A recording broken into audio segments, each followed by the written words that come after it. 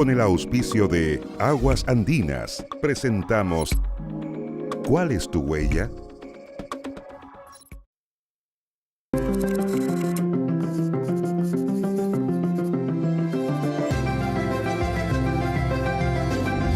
¿Cuál es tu huella?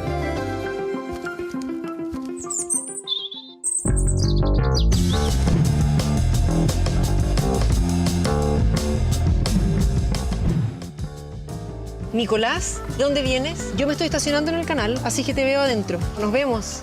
Les cuento que estoy haciendo un programa nuevo que se llama ¿Cuál es tu huella? Súper entusiasmada. La idea es poder ver, entender y accionar respecto de cómo justamente podemos colaborar con el medio ambiente. Así que ahora, llegando ya al canal, me estaciono y vamos sobre todo a tener experiencias para poder ver cuáles son las acciones a tomar en pos de utilizar con mucho cuidado y responsabilidad, sobre todo, nuestros recursos. Nos vemos. ¡Chao!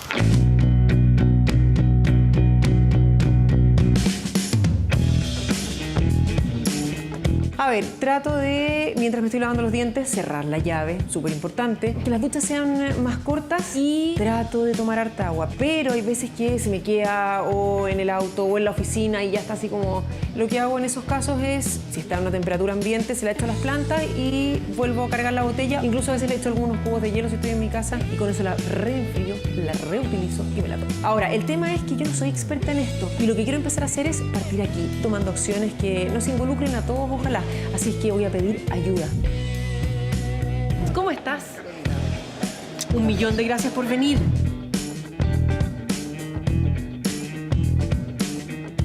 Me gustaría poder hacer cosas en el canal.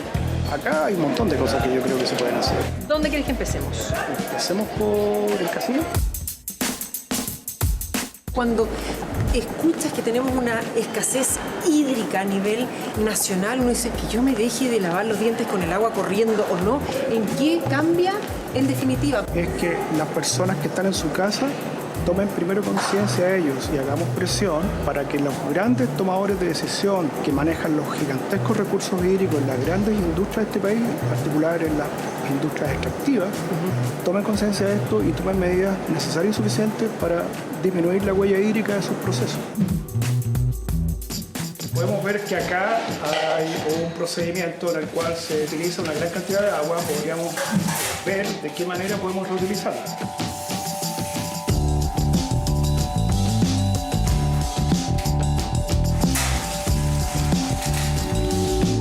Podemos hacer con ella. Imaginemos primero la naturaleza del agua. Es un agua absolutamente desinfectada, quizá no para el consumo directo humano, pero sí podríamos regar. ¿Sabes qué? Es un agua limpia. Me la llevo a la oficina, mis plantitas van a estar felices. Yo te voy a presentar a un profesional que es agrónomo y que se dedica específicamente a este tipo de cosas.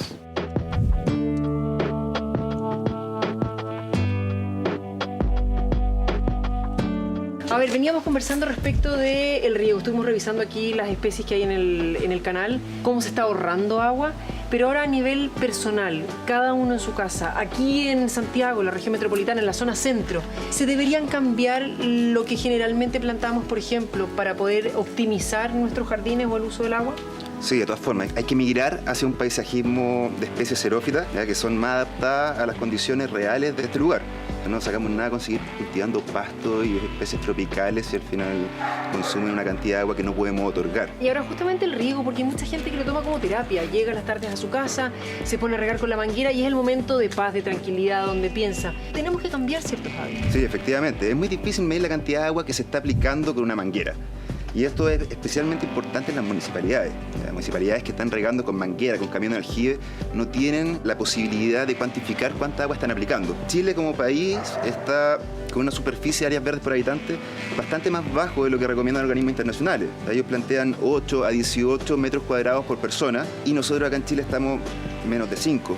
Entonces estamos en una situación bien compleja en donde tenemos que tener más áreas verdes para hacer las ciudades más sustentables, ya que las áreas verdes contribuyen enormemente al cambio climático. Pero ¿cómo podemos aumentar la cantidad de áreas verdes si disponemos cada vez de menos agua? Nos encontramos frente a ese desafío bastante importante. Hay una serie de cosas que podemos poner en valor y que además la gente que no las conoce no las valora. Tú primero tienes que conocer para llegar a valorar y esta es una buena oportunidad de hacerlo. Bueno, se pasaron, vamos a seguir tomando acciones individuales y de hecho yo me voy a una. Que esté muy bien. Muchas gracias de nuevo. Chao. Gracias. Me voy de inmediato a regar las plantas de mi oficina justamente con esa agua que vimos en la cocina del casino. Que estén bien. Chao.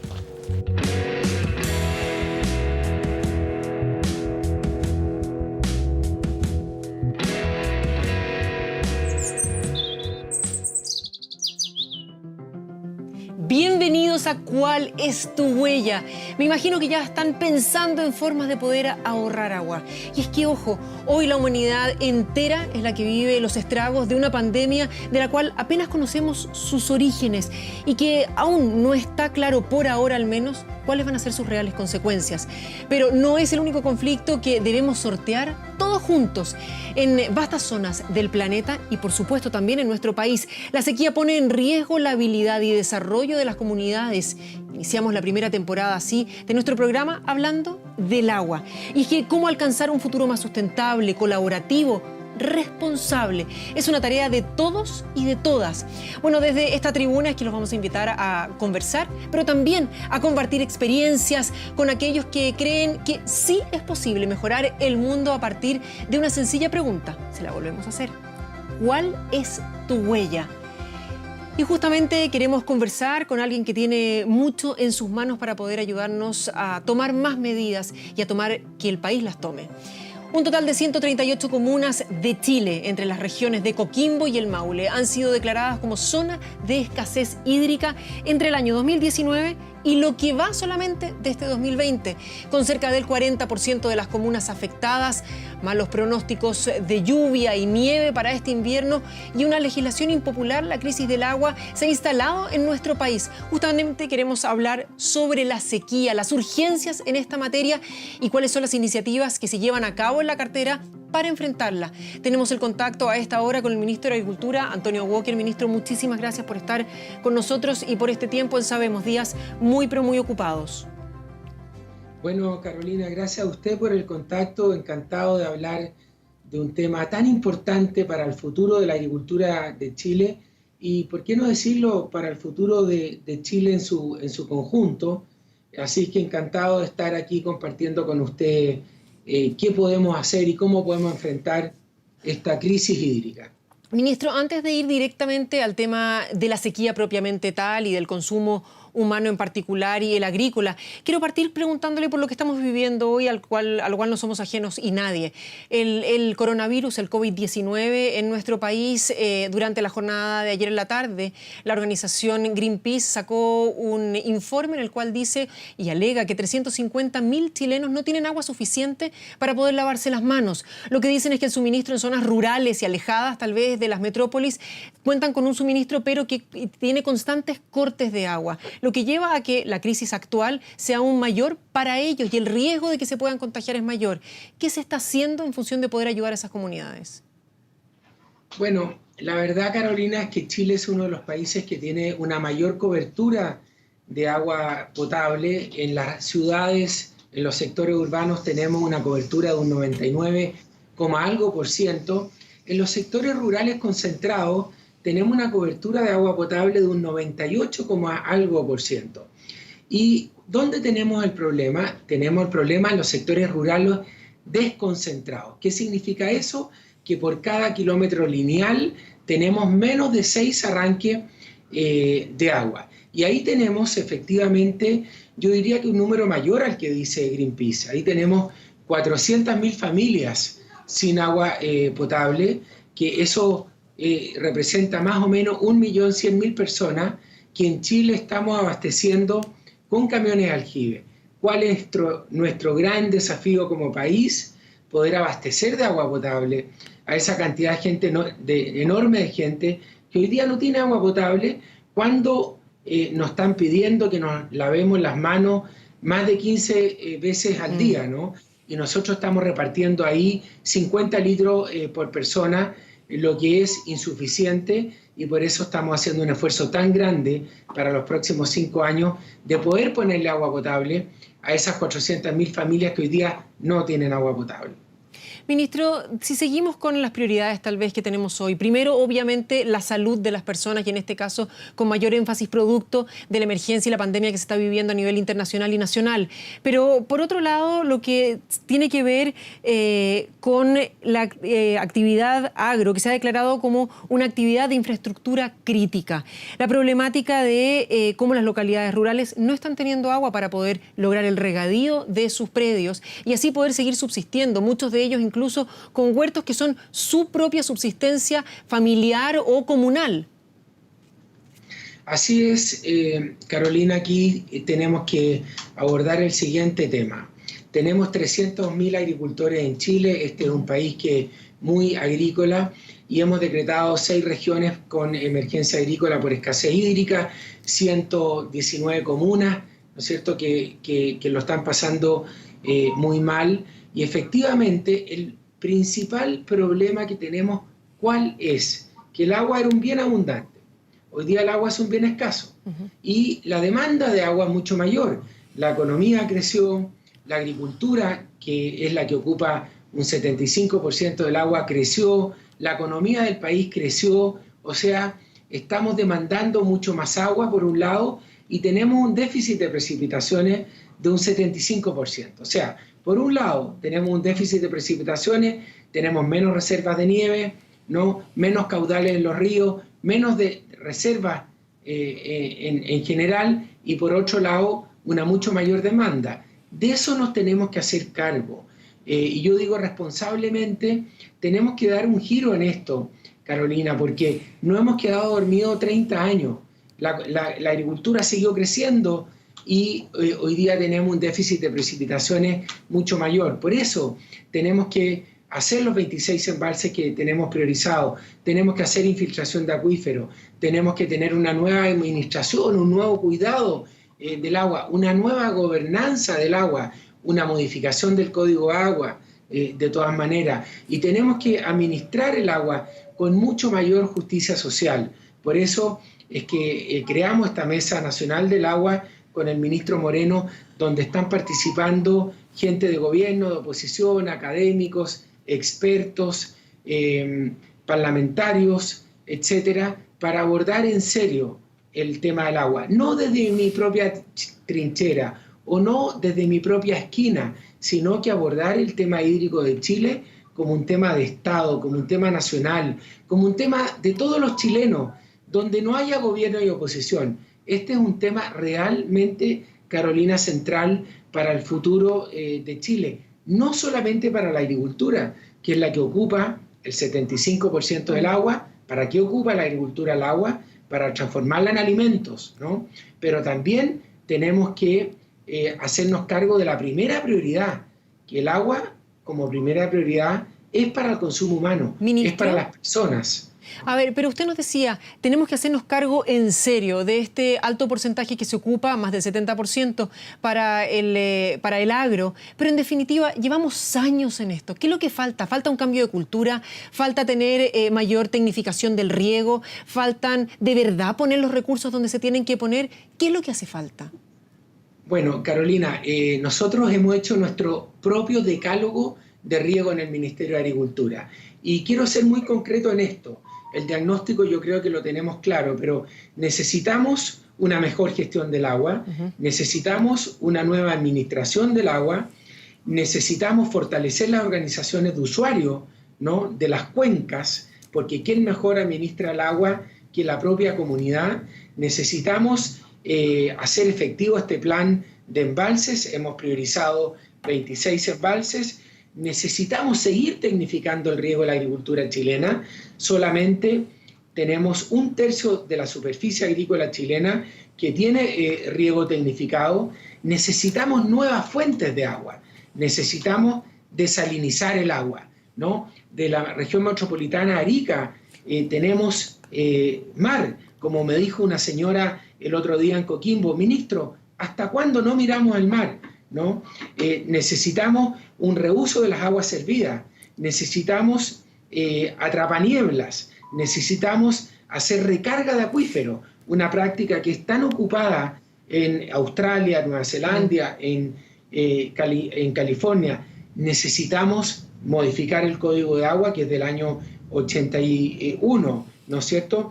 Necesitamos incurrir en todas estas prácticas, porque yo le voy a decir una cosa que espero que se tome bien, Carolina, y no mal. Chile tiene agua, aunque parezca increíble. No dicho por mí, dicho por los españoles, dicho por los israelitas. ¿Cuál es la mala noticia? Que tenemos una infraestructura de riego muy precaria y no hemos hecho las obras de riego, las grandes obras de riego que Chile necesita. Estamos al debe, nos quedamos dormidos 30 años. Yo le voy a decir una cosa con mucho dolor. Yo le diría que las generaciones hasta el año 70 hicieron mucho más por el agua que lo que hemos hecho nuestras generaciones. Porque nos quedamos dormidos. ¿Por qué nos quedamos dormidos? Porque el agua era un bien abundante. En Chile llovían más de 12.000, 15.000 milímetros al año si sumamos la precipitación de todas las regiones. ¿Sabe cuánto, Carolina, llovió el año 2019? Llovieron 5.500 milímetros si sumamos la precipitación de cada una de las regiones. O sea, seguimos creciendo en la economía, pero por otro lado han disminuido la cantidad de agua, las precipitaciones, y no hemos hecho las grandes obras de riego que este país debió haber hecho. Ministro, le quiero agradecer. Nos quedan preguntas, pero por supuesto, y como nos pasa muchas veces en televisión, el tiempo es cortito y tenemos que empezar a despedirlo.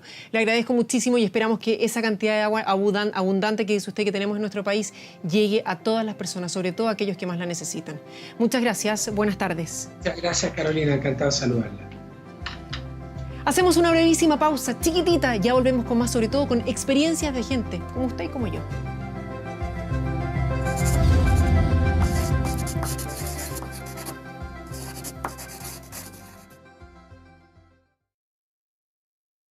Ya volvemos con ¿Cuál es tu huella? Con el auspicio de Aguas Andinas.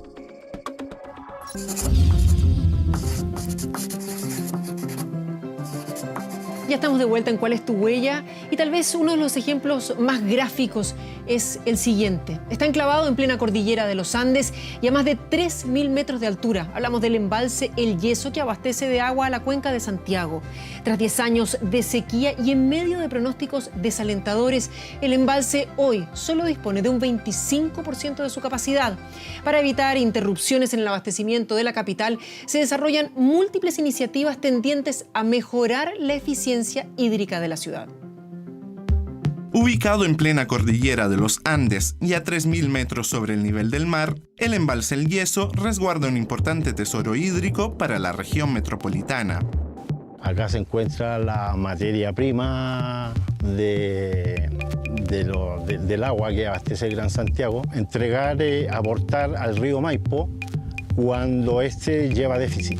Ese déficit lo aporta el embalse El Yeso. Cobra un rol imprescindible en las épocas de invierno, donde los caudales del río bajan mucho, descienden mucho y es necesario ese aporte suplementario del embalse para poder abastecer a la ciudad. Si no tuviéramos esa reserva, los inviernos no alcanzaríamos a tener agua suficiente para abastecer. La función nuestra es mantener el control de la represa, saber el volumen de agua embalsada en este momento. Los cambios han sido notorios. En mi inicio la empresa, los inviernos principalmente eran totalmente distintos a los de ahora. Tiene por lo menos un 70% de déficit. ¿A qué se debe eso? Que la densidad del almacén fue muy alta, la nieve que cayó fue poca y por lo tanto se funde rápidamente. En el campamento nuestro llegábamos a tener 1,5 metros, 2 metros de nieve, cosa que ahora en este momento no se ve. O sea, a lo más podemos llegar a tener 50 centímetros esporádicamente. La disminución de nieve se debe a un aumento de la temperatura en la cordillera, a una disminución de las precipitaciones nivales, la elevación de la isoterma en la cordillera, lo cual nos dice que en lugares donde antes había nieve, ahora no está nevando. En los últimos años, la escasa cantidad de precipitaciones registradas y la baja densidad de la nieve depositada en las principales fuentes que nutre el embalse han ocasionado que el Yeso cuente en la actualidad con un poco más de 1/3 de su capacidad máxima. Llevamos 10 años de sequía y bien intenso. La baja pluviometría que estamos teniendo el origen principal viene del cambio climático. Lamentablemente las condiciones de precipitación cada vez van a ser más extremas. En esta oportunidad estamos viviendo un periodo con muy poca lluvia. Es probable que esto haya sido un fenómeno permanente en la historia climática del país. Pero sí hay que considerar que con el cambio climático se está produciendo una acentuación en la intensidad de estos ciclos. No olvidemos que en el año 97 se rompió un ciclo de 6 años consecutivos de sequía. Entonces yo tenía la esperanza de que esto 10 años después cambiara, pero lamentablemente esto al parecer ha ido empeorando. Si no se producen precipitaciones relevantes durante este periodo invernal, como ya tenemos los embalses en una situación muy baja, no hay precipitaciones, no hay deshielo, no se van a recuperar y por lo tanto el comienzo de la próxima temporada de riego, significa alrededor de septiembre-octubre, nos veríamos con una situación bastante más crítica en todos los embalses de la zona centro. Sumado a las condiciones climáticas, el crecimiento poblacional en la cuenca metropolitana también ha sido un factor clave en los bajos niveles que registra este embalse. La alta demanda del recurso hídrico al que está sometido, todos los embalses de la zona centro, tanto para riego como abastecimiento, se han visto disminuido su capacidad. A los embalses ya no podemos pedirles más. Ya han resistido una sequía de 11 años, que es lo que llamamos la mega sequía, y esto nos está provocando una distorsión bastante grande en términos de abastecimiento. Entonces el recurso, obviamente, si no tenemos recuperación del embalse, obviamente que el recurso se va a ir acabando. Con pronósticos climáticos no tan alentadores y una clara tendencia al crecimiento poblacional del país, ahora el desafío está enfocado en la eficiente gestión del poco recurso hídrico que nos queda.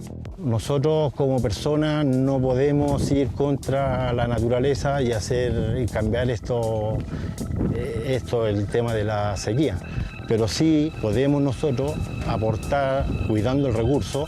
Vamos a tener que aprender a ser un país capaz de enfrentar estas situaciones con mucho más resiliencia, que hasta ahora no había sido necesario porque habíamos vivido ciclos de cierta abundancia hídrica. Entonces tiene todo el sentido poder hacer proyectos de reutilización. A mí me da mucha nostalgia, por decirlo de alguna manera, ver este cambio y verlo ahora con un nivel bastante bajo, bueno, da pena en realidad, pero esperanzado de que esto se pueda revertir.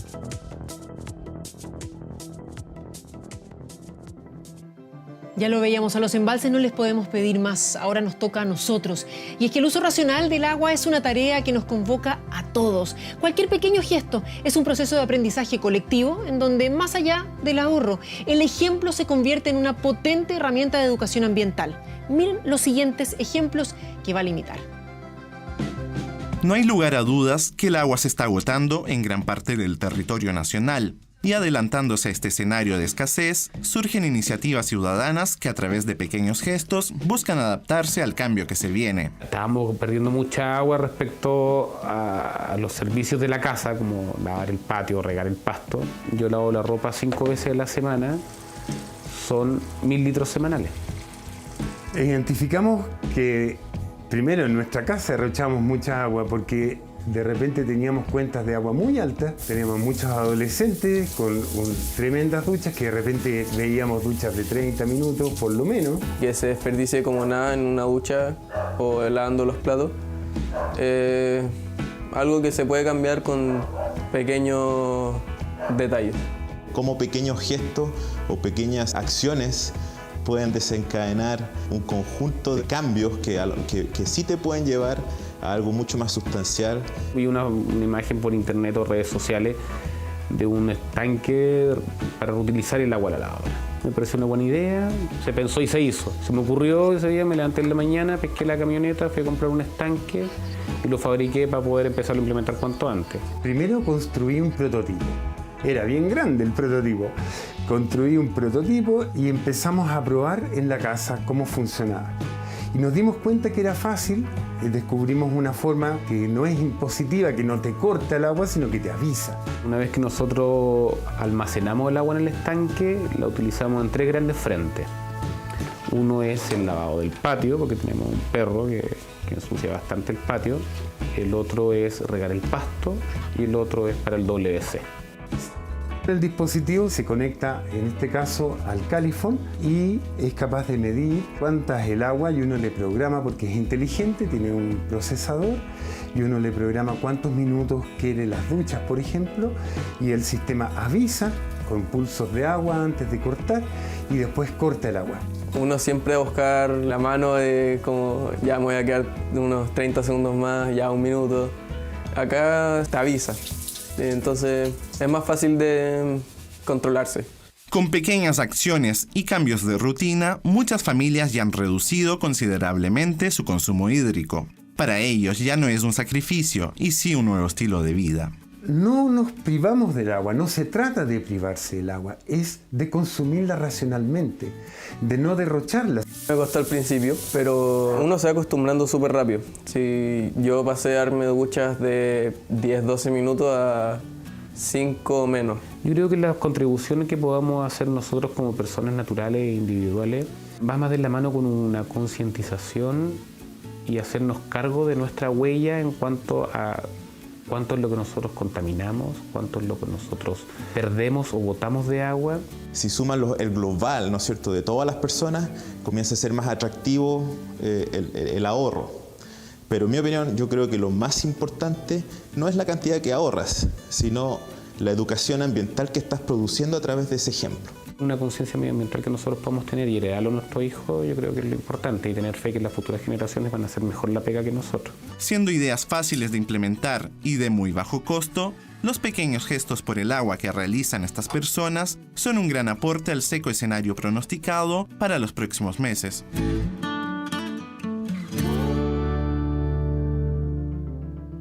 Algunas ideas que podrían implementarse ya en casa, sobre todo en este periodo que nos piden justamente que nos quedemos en la casa. Bueno, los invitamos a sumarse a nuestra iniciativa Yo Cuido el Agua y mandarnos fotos, videos con pequeños gestos que están realizando para reducir la huella hídrica. Con esto nosotros dejamos una huella. Nuestro compromiso semanal será compartir experiencias, convocar al diálogo, siempre en búsqueda de pequeñas y grandes soluciones a los desafíos ambientales que enfrenta nuestro planeta, a partir de una sencilla reflexión que invita a mirarnos hacia adentro y preguntar: ¿cuál es tu huella? Los espero la próxima semana. Que estén muy bien.